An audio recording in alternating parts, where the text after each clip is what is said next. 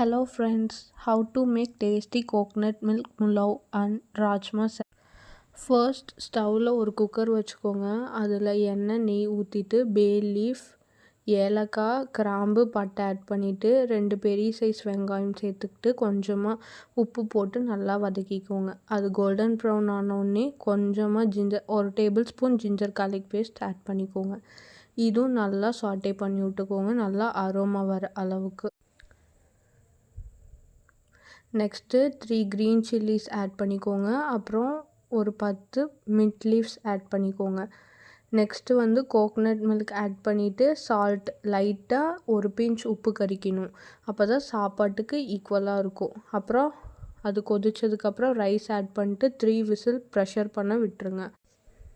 நம்மளுக்கு டேஸ்டியான coconut milk pulao ready ஆகிடும். நெக்ஸ்ட்டு வந்து ராஜ்மா சாலட் நம்ம பார்க்கலாம்.